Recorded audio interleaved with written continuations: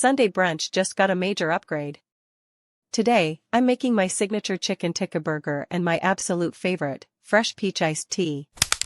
Trust me, this combo is pure summer magic. Let's dive into the recipe.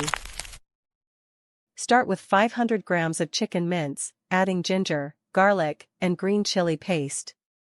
Next, toss in tikka masala, salt, chili flakes, pepper, and Moroccan spice. Add fresh thyme, mint, and coriander. I prefer patties over fillets. Now, marinate for 30 minutes. Now for that signature tikka sauce. Mix a quarter cup each of tomato sauce and tikka sauce, any brand works. Add 2 tablespoons of butter for a rich, silky finish. Heat it in the microwave or on the stove until it's perfectly melted and combined. And just like that, your sauce is ready. For the yogurt sauce, blend half a cup of yogurt with coriander, green chili paste, and lemon juice. Season with salt and black pepper, give it a quick whirl, and your cooling sauce is ready. Now, toss a cup each of chopped cabbage and carrots into a bowl. Julienne cuts work too. Next, add your fresh coriander, garlic, green chilies, black pepper, and salt. Now for the secret ingredients, a pinch of instant coffee powder and a teaspoon of honey. Trust me on this. Add 2 tablespoons of mayonnaise, give it a good mix. This tangy, sweet, and crunchy coleslaw is a total flavor bomb. It adds the perfect creamy balance to our spicy chicken. You've never had a topping quite like this.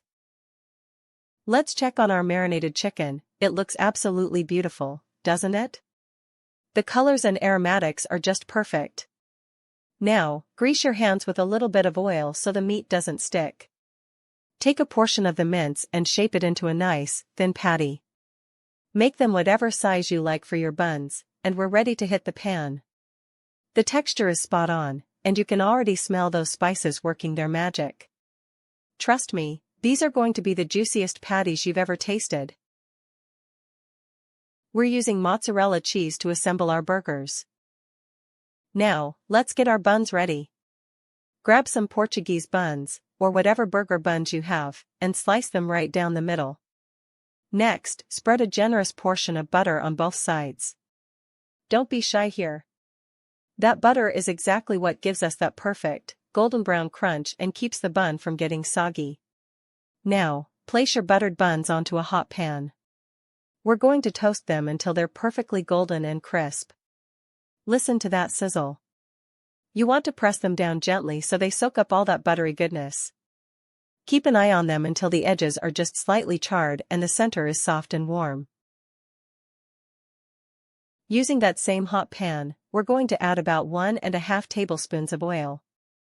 Drop in 1 medium-sized onion, thinly sliced into juliennes.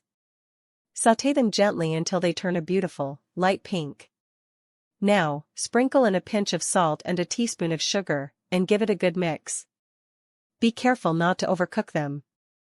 If they stay on the heat too long, the sugar will harden and get crunchy instead of soft. And just like that, your caramelized onions are ready. This is honestly my absolute favorite part. I'm obsessed with caramelized onions and I think they belong on every single burger. Using that same flavorful pan, let's go ahead and add our chicken patties. We want to sear these until they are beautifully golden brown on the bottom, then give them a careful flip. Now, it's time for that signature tikka sauce we prepared earlier. Spread a generous spoonful over each patty to let those spices soak right into the meat. Next, place a slice of cheese, mozzarella or cheddar, right on top. Here is the pro tip: cover the pan with a lid. This creates a little oven effect that ensures the patties cook perfectly through to the other side while turning that cheese into a gooey, melted masterpiece. Look at that. Once the cheese is bubbling and the chicken is juicy, we are officially ready to build our burger. Let's build this masterpiece.